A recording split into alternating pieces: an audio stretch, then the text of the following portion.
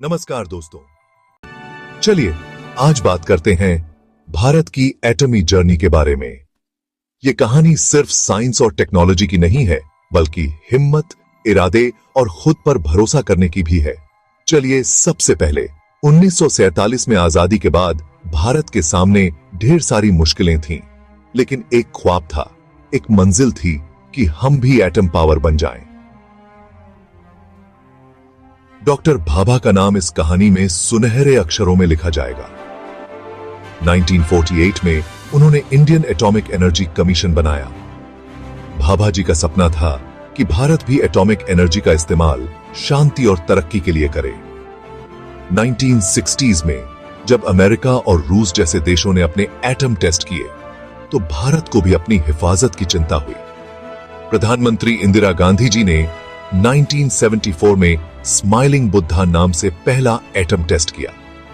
भारत में पहला परमाणु परीक्षण 1974 में किया गया, जो सफल नहीं रहा।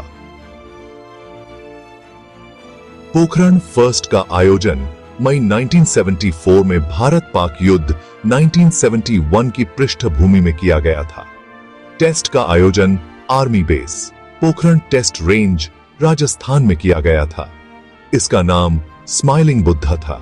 परीक्षण विफल हो गया और इसने अमेरिका में तनाव पैदा कर दिया, जिसके बाद परमाणु आपूर्तिकर्ता समूह बनाया गया। उसके बाद 1998 में अटल बिहारी वाजपेयी की सरकार में एक गुप्त परमाणु परीक्षण किया गया। पहला परमाणु परीक्षण भारत पाक युद्ध 1971 की पृष्ठभूमि में था। परीक्षण की विफलता के बाद भारत ने दूसरा परमाणु परीक्षण किया, जो आंशिक रूप से सफल रहा। प्रधानमंत्री अटल बिहारी वाजपेयी जी के नेतृत्व में पोखरण सेकंड टेस्ट हुआ। इस टेस्ट ने भारत को फुल एटम पावर बना दिया। पोखरण सेकंड 11 मई को परीक्षण किए गए 5 परमाणु बमों की एक श्रृंखला थी। इस भारतीय परमाणु परीक्षण का नाम ऑपरेशन शक्ति है। यह एक 3 दिनों का ऑपरेशन था, जिसमें 8 बम एक फ्यूजन बम था और अन्य 4 में विखंडन बम का परीक्षण किया गया था। सफल परमाणु परीक्षण के साथ भारत परमाणु क्लब में शामिल होने वाला छठा देश बन गया। परमाणु बम के सफल परीक्षण के बाद हमारे माननीय प्रधानमंत्री श्री अटल बिहारी वाजपेयी ने कहा था, At 15:45 hours, 4, 3, 2, 1, 0. India conducted 3 underground nuclear tests in the Pokhran range.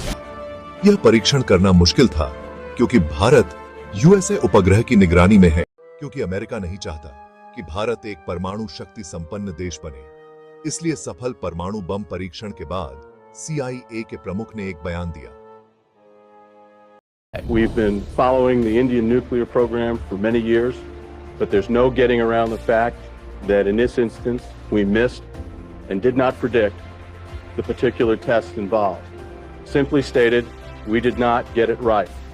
It's my responsibility to stand up and tell the American people that we didn't get it right.